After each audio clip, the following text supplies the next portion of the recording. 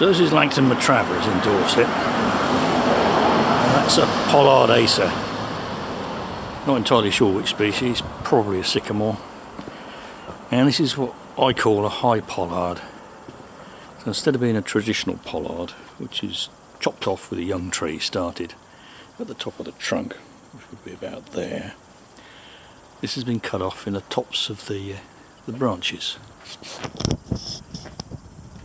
And once you start high pollarding, you've got to keep at it because you get this.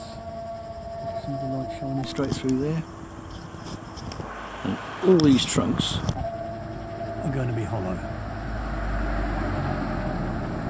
including the main trunk, very possibly, which can be great bat habitat.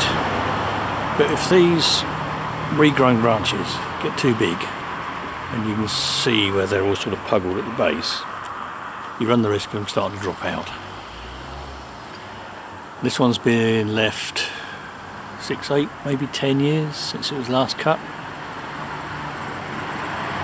and it's likely been cut here and then here repeatedly. If we look behind us, you'll see some pollarded limes.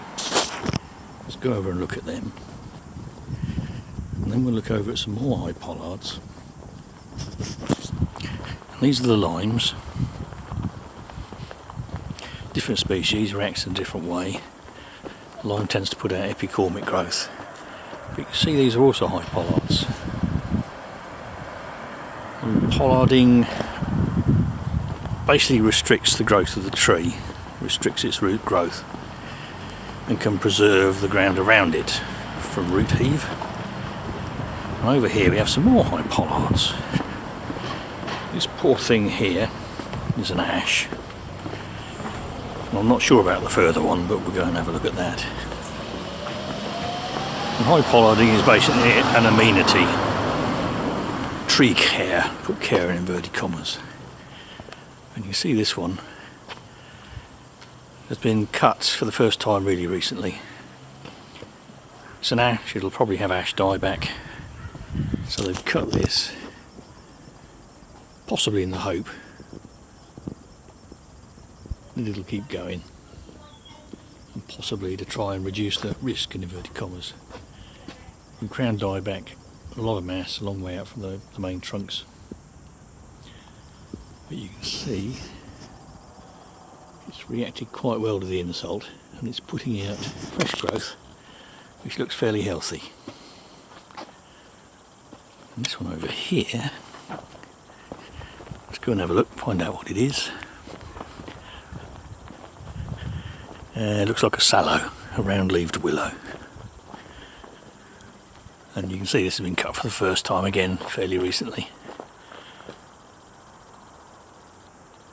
And perhaps it's been cut twice. So these are all high pollards or amenity pollards, rather than a traditional pollard, which, as we mentioned when we first started, traditional pollard would be started with a young tree and basically chop the main stem off and then cut again and again and again. Done with a whole variety of different species, and they would all basically been recut and cut in a context where you had grazing animals. So if you cut it down at ground level,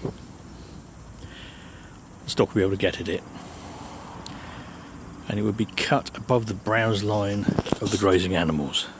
So usually cut above 10 feet for cattle, because as you can see here, some of the growth grows, then grows outwards and droops, and cattle are very good at grabbing hold of the end and pulling it down and breaking it off. And this one here, not sure of the species, but basically that's a chop and drop, not really a pollard at all.